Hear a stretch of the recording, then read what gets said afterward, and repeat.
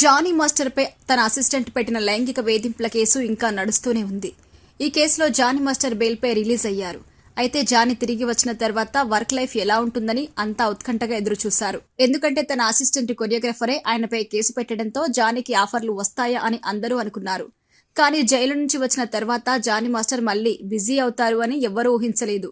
అయితే తాను ఏ తప్పు చేయలేదు అని విచారణ పూర్తయిన తర్వాత అన్ని నిజాలు బయటకొస్తాయంటూ జానీ చెప్పారు. ఇక తాజాగా జానీ మాస్టర్ ఒక కన్నడ సినిమా సెట్స్కి వెళ్లారు. అయితే ఊహించని విధంగా జానీకి అక్కడ స్వాగతం లభించింది. జానీ మాస్టర్ కి దిష్టి తీసి హారతిచ్చి సెట్స్ లోకి ఆహ్వానించారు. అనంతరం కేక్ కట్ చేయించి మరీ వెల్కమ్ చెప్పారు. ఇంతటి ఘన స్వాగతం చూసి జానీ మాస్టర్ కన్నీళ్లు పెట్టుకున్నారు. అందరికీ నమస్కారం చేసి థ్యాంక్ యూ చెప్పారు. ఇందుకు సంబంధించిన వీడియోని జానీ మాస్టర్ సోషల్ మీడియాలో షేర్ చేశారు. చాలా రోజుల తర్వాత బెంగళూరులో అడుగుపెట్టాను. యువర్ సిన్సియర్లీ రామ్ సెట్స్ లో అడుగుపెట్టినందుకు, నాకు ఇంతటి ఘన స్వాగతం ఇచ్చినందుకు ధన్యవాదాలు.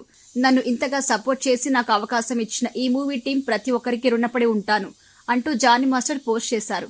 ఇక ఈ పోస్ట్ కింద all the best Johnny master అంటూ నెటిజన్లు కామెంట్ పెడుతున్నారు.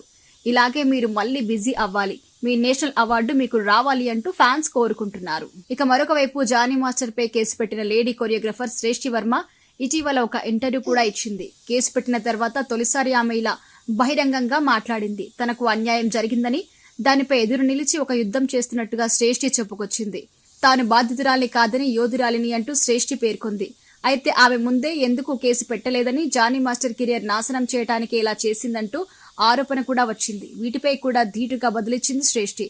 సమాజంలో పవర్ఫుల్ స్థానంలో ఉన్న వ్యక్తిపై పోరాడాలంటే అందుకు తగ్గ ధైర్యం, శక్తి తనకు కావాలని, అందుకే ఇన్నాళ్లు వెయిట్ చేసినట్టుగా శ్రేష్ఠి చెప్పింది.